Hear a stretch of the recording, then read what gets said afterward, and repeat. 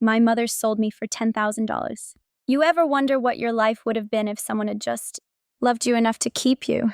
I used to ask that every night as a child, staring at the ceiling of my adoptive parents' guest room, listening to them argue about my behavioral issues. They didn't mean to hurt me, but every time they sighed, "We didn't know she'd be so difficult," I felt it again. The moment I was traded for cash. My name is Avery Lane, and I was sold by the woman who gave me life. Not given up, not surrendered.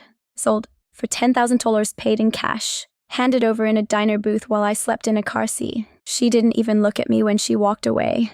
But here's the beautiful part. I came back, not as a victim, but as the owner of the very system that enabled her. And this time, she was the one being evaluated. The transaction. I found out the truth on my 18th birthday. My adoptive mother, Linda, handed me a manila envelope with shaking hands. "We promised we'd tell you when you were old enough." Inside, a faded Polaroid. A young woman, bleached blonde hair, tired eyes, smoking a cigarette, handing a baby, me, to a couple in a parking lot.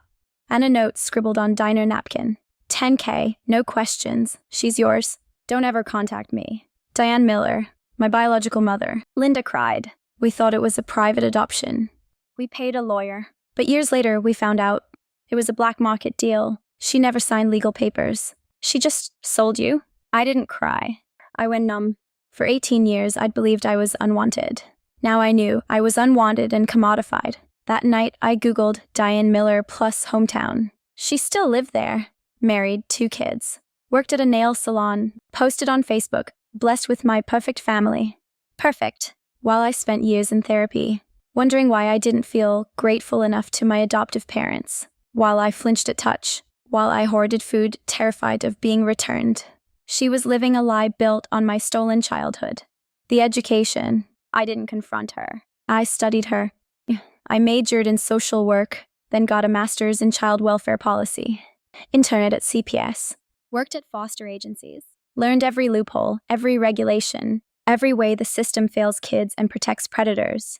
And I noticed something. Most illegal adoptions weren't done by strangers. They were done by desperate mothers like Diane, who sold their babies through unlicensed facilitators. One name kept coming up. New Dawn Adoptions, a small agency in Nevada, known for fast placements and discreet fees.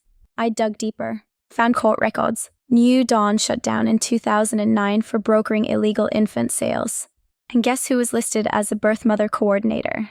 Diane Miller. She didn't just sell me. She became a broker. She helped other women sell their babies. For a cut. The betrayal cut deeper than I thought possible. The return. I changed my name legally to Avery Lane, no trace of Miller.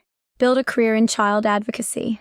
Wrote a book lapped, Priced at Birth, How the Adoption Industry Fails the Vulnerable. It went viral. I got speaking gigs. Then an offer. Buy New Dawn's assets. Rebuild it as an ethical agency. I said yes, not for the money, but for the access. Because New Dawn's old client files still existed, digitally archived, including Diane's records. I found her file. My sale, $10,000. She got $7,000. Facilitator took $3,000. 3 other babies she placed between 2005 2002. All unlicensed, all cash, all illegal. I had everything I needed, but I didn't go to the police. I waited. The trap. Last year, Diane's 16-year-old daughter, Mia, got pregnant. Diane panicked. Her husband didn't know about her past. Her church community would shun her. So she did what she always did. She called an old contact, a woman who ran a private adoption network. What she didn't know? That woman worked for me. We set up a meeting. Diane came to our office nervous, dressed in Sunday best, clutching Mia's ultrasound. She sat across from me, didn't recognize me. I'd grown, styled my hair, wore glasses. But my eyes, they were the same as the baby in that Polaroid. "I need this handled quietly," she said. "And no paperwork, just a good home. And $15,000. I leaned forward. "Why 15,000? She shrugged. "Yeah, that's the going rate." I smiled. "Funny, that's exactly what someone paid for me." Her face went pale. "You? Avery Lane," I said. "The baby you sold in 2005 for $10,000? She stood up, knocking over her chair. "This is a mistake." "No," I said calmly. "This is justice." I pressed a button. My legal team entered. CP's a detective. We have evidence you facilitated 4 illegal infant sales, I said, including your own daughter's unborn child. She collapsed into the chair sobbing. They'll take me as baby. My husband will leave me. Then you should have thought of that, I said, before you sold me like a used car. The fallout. Diane wasn't charged criminally, statute of limitations had passed. But CPS opened a case on Mia's pregnancy, and on her 2 younger children.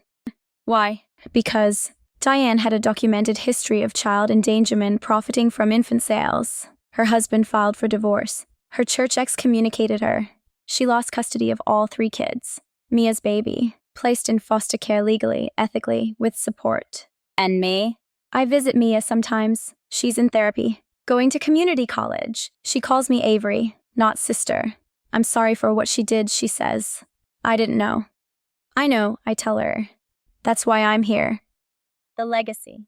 I rebuilt New Dawn Adoptions as a nonprofit free legal help for birth mothers, trauma-informed counselors, open adoption support. No cash, no secrets, no sales. On my office wall, I hung 2 things. 1, my original adoption receipt, the napkin with 10K. Dois, at black. Every child is priceless. Avery Lane, formerly for sale. I never speak to Diane. But last month I got a letter. I see you on the news.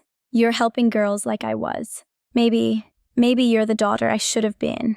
I didn't reply, because some wounds don't heal with words.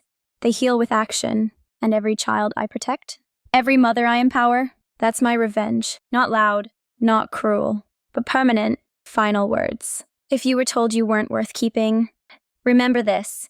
Your value is never theirs to decide, and sometimes the greatest justice isn't prison or poverty. It's building a world where no child is ever sold again. And I'm just getting started.